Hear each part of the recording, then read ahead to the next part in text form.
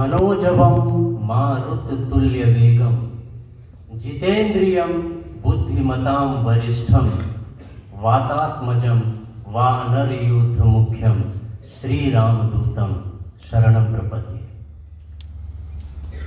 सर्वप्रथम इस विद्यालय परिसर में व्याप्त हनुमत शक्ति को मैं प्रणाम करता हूँ, क्योंकि कृपा हमारे ऊपर इस राई परिवार पर हमेशा से रही है और निवेदन भी करता हूँ कि ये आगे बनी रहे। Respected principal and director sir, VP ma'am, academic coordinator, all HMs, श्रद्धेय टीचर्स और मेरे प्यारे बच्चों, आज की प्रेयर भी जहां से शुरू हुई थी या जहां पे खत्म हुई है, उसको ही मैं आगे आज कंटिन्यू करना चाहूंगा। बच्चा बच्चा राम है। देखना पड़ेगा ये राम होता क्या है। टुडे एक्चुअली मैंने जो टॉपिक लिया है that is the qualities of Lord Ram. Is it possible Tanuj, Ram की पूरी प्रॉपर्टी 6 मिनट्स या 8 मिनट्स में या इस जीवन में क्या पूरी बताई जा सकती है? I don't think, not, this is not possible. किसी ने कहा है 7 समुद्र की मछी करो, लेखन सब बन राय, पृथ्वी सब कागज करो, हरि गुण लिखा न जाए। 7 समुद्र, यू नो द सी। मसी मतलब होता है बेटा इंक, लेखनी मीन्स पेन, कागज you know very well paper, मतलब जितने पेड़ हैं उनकी पेन बना लो, जितना सी पर वाटर है उसका इंक बना लो, पूरे अर्थ प्लेनेट को एक पेपर मान लो, एंड उसके बाद अगर लिखा जाए भगवान राम के बारे में कम पड़ जाएगा। तो I am your maths teacher, कितना बोल सकता हूं, you know very well. But बेटा बच्चा बच्चा राम है, इसका मतलब हम सब के अंदर राम है, और जब सब के अंदर राम है तो डेफिनेटली कुछ तो मेरे अंदर भी होगा। तो उसी राम का संरक्षण लेकर मैं कुछ बोल रहा हूं। Ram, in Ramcharitmanas, Ram is an ideal son. Ideal का मतलब एक चीज ध्यान रखना है कि मैं सोच रहा था कि भगवान राम को पितृभक्त माना जाता है, बट राम ने क्या दशरथ के जीवन की जो चीजें थी उनको ऑप्ट किया? नो। पहला खंडन, एक चीज ध्यान रखिएगा बेटा, मैं जब मैं राम को पढ़ता हूं, जितनी बार रामचरितमानस में पढ़ता हूं, मुझे एक चीज क्लिक करती है, राम ने किन किन थिंग्स को नो बोला है, नहीं। और जिंदगी में जो नो बोलना सीख गया बेटा, हमेशा नहीं, मृत्यु ब्रेक में सही टाइम पे आओ बेटा, हम बोले नहीं आएंगे। क्यों? क्योंकि राम ने नो करी। मेस में सही टाइम पे आओ, नो। ठीक है, हम लोग प्रैप में सही टाइम पे नहीं आएंगे बिकॉज राम ने नो करी, नो। बेटा जब अपने लिए नो किया जाता है, this is the very ordinary think Ram as an ideal son. Father ने राज्य देने की बात करी, I think word is coronation, and next order father का था फॉर एक्साइल, जंगल जाओ। राम ने क्या किया? ध्यान रखना बेटा, ये चीज बच्चा बच्चा राम है उसको चरितार्थ करती, इसको थोड़ी सी फॉलो करना। पेरेंट्स ने आपको जीवन दिया है, जब पेरेंट्स के तरफ से बेटा कुछ कॉल आए,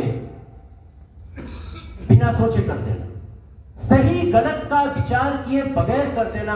आप जिंदगी में यूं ग्रो करोगे, आपकी लिमिट ही डिसाइड नहीं होती कितनी दूर तक आप जाओगे, नोबडी नोज। विचार ही मत करना। राम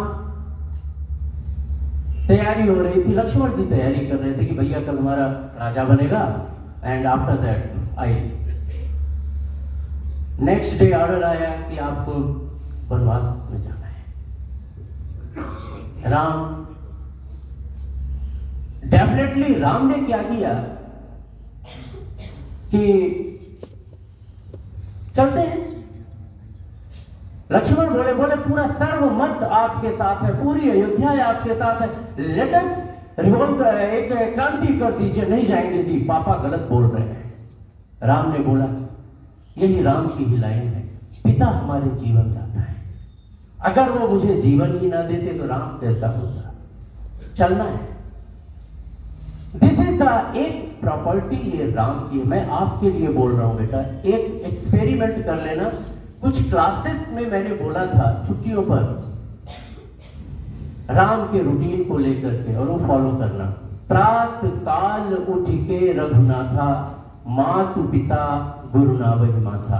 एक तो ये काम शुरू कर लो। दूसरा, सोने के पहले बेटा एक बार अपने मम्मी पापा का ध्यान करके सोना। बिल्कुल आंख बंद करना, जो लास्ट थिंग हो यही हो, good night mummy, good night पापा, या राम राम मम्मी, राम राम पापा, जो भी बोलते हो आप। उसके बाद आप सोना। 1 मंथ, 1 महीने, चलो छोड़ो 10 दिन, फॉलो दिस वन। आप देखिएगा कि आपकी जिंदगी से बुराइयां जाती रहेंगी। गलत रास्ते पर चलने पर ऐसे कोई थॉट्स, ऐसा कोई वर्ड जो आपको डिस्टर्ब कर सकता है, वो उसके आसपास भी आप नहीं जाओगे। यह राम का प्रभाव है। At a ideal son, next ideal brother. वनवास हो चुका था, सारी अयोध्या राम को मनाने गई है चित्रकूट। देखना है भैया बेटा, अगर राम है तो भरत को सोचना पड़ेगा। राम बनना कई मामले पर आसान है, कई बार भरत बनना ज्यादा मुश्किल है। रामचरितमानस, राम हमारे रग रग में है और ये हमें जीने की कला सिखाता है, आर्ट ऑफ लिविंग। यही है राम और रामत्व को फॉलो करना। सारे लोग गए, राम ने वहां पर एक और नो किया कि भैया मैं अयोध्या नहीं लौटूंगा, आप सब लोग वापस चलेंगे। राम अपनी एक कुटी बना करके अयोध्या में रह रहे हैं। तब एक वन देवी आई और उन्होंने बोला, वन देवी आई, ये चौबे सर या सर आरडीएस अगर है वो एक्सप्लेन करेंगे, बट मैंने जैसा सुना, ये रामचरितमानस में नहीं लिखा है, ये किसी कवि की बात है। वन देवी आई और उन्होंने बोला कि आप हमारे यहाँ रुक गए हैं चित्रकूट में, मेरे भाग्य अच्छे हैं, जस्ट टेल राम, भगवान राम हमें क्या करना चाहिए। भ्रातृ प्रेम देखने जैसा है। राम ने बोला, हे वन देवी, मैं जिस रास्ते से आया हूं ना, उस रास्ते के सारे कांटे हटा दो। राम किया गया कि वन देवी ने बोला कि आपने कहा मैं करूंगा, मैं करूंगी, एंड डेफिनेटली उन्होंने किया। लेकिन उसके करने के पहले उन्होंने पूछा, ऐसा आप क्यों करना चाहते हैं? आप तो आ चुके हैं, अब उस रास्ते को से कांटे हटाने का मतलब क्या है? भगवान राम बोले, मेरा एक वो पागल भाई भरत है, जब वो अयोध्या आएगा और उसको लगेगा कि मेरी मां के कहने पे, ध्यान रखना राजा दशरथ ने कभी भी राम को बन जाने के लिए नहीं बोले हैं, मेरी मां के कहने से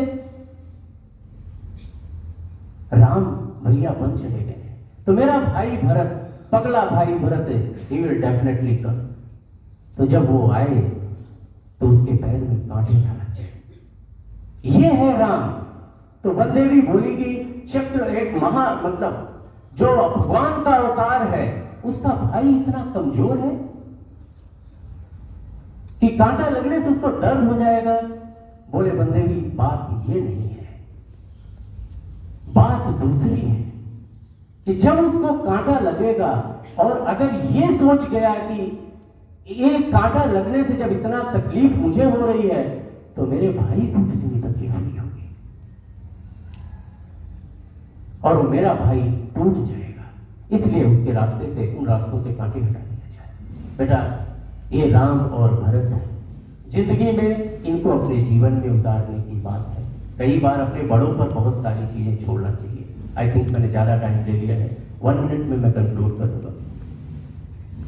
सो राम एज ए ब्रदर, जब भरत को उन्होंने भेजा, अब ये कॉल है for class 11, you are going to lead a house, school etcetera.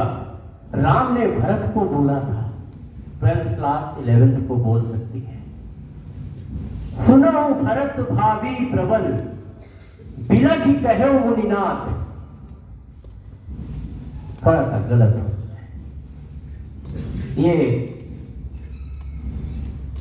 Muninath मतलब ये वर्ड जैसे ही आया ये वशिष्ठ का है। राम ने बोला था, मुखिया मुख सो चाहिए, खान पान को एक, पाले पोसे सकल अंग, तुलसी सहित विवेक। बेटा अगर किसी हाउस को आप लीड कर रहे हो, स्कूल को लीड कर रहे हो, किसी ग्रुप के आप लीडर हो, भगवान राम कहते हैं आपको मुख की तरह होना चाहिए।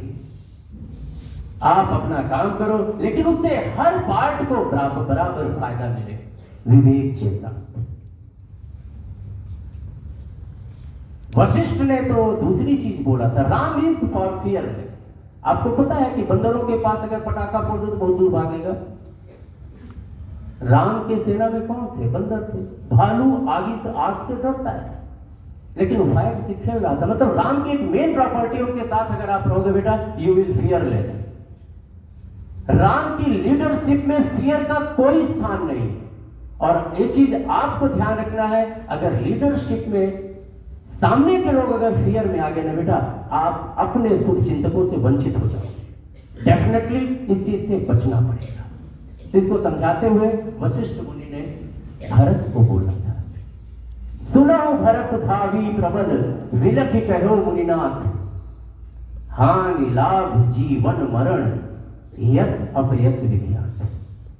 आपको कोई बेटा हानि नहीं पहुंचा सकता, आपको कोई लाभ नहीं दे सकता, आपको कोई जीवन नहीं दे सकता, आपकी कोई मृत्यु नहीं कर सकता। हानि लाभ जीवन, आपको कोई यश नहीं दे सकता, अपयश नहीं दे सकता। ये सारी चीजें विधिहान मल्हान सर बोला करते हैं कि भाई जो प्रारब्ध में लिखा था ना, भोगना पड़े। ठीक है, फियरलेस रहे, जिंदगी में फियरलेस रहे। इसी चीज को लेकर के बाबा तुलसी ने बहुत आगे इस पर वर्क किया है। राम की 2 लाइन के साथ मैं इसको कंक्लूड करूंगा। जननी जन्म भूमिश्च स्वर्गादपि गरीयसे। माता और मातृभूमि, मैं बोल रहा हूं पेरेंट्स और मातृभूमि, ये आपके लिए स्वर्ग से भी बड़ी धरोहर है। इनकी रक्षा करनी चाहिए, इनकी इज्जत करना चाहिए। विनिश्चितम वदामि तेन अन्यथा वचांसि में, हरिम भजन्ति ते नरा ये दुस्ततम तरन्ति ते। स्पिरिचुअल टच जिंदगी में लाइए बेटा, हार्ड वर्क पुट कीजिए। संसार की कोई भी ऐसी अचीवमेंट नहीं है जो आप हासिल ना कर सकें। जय श्री राम।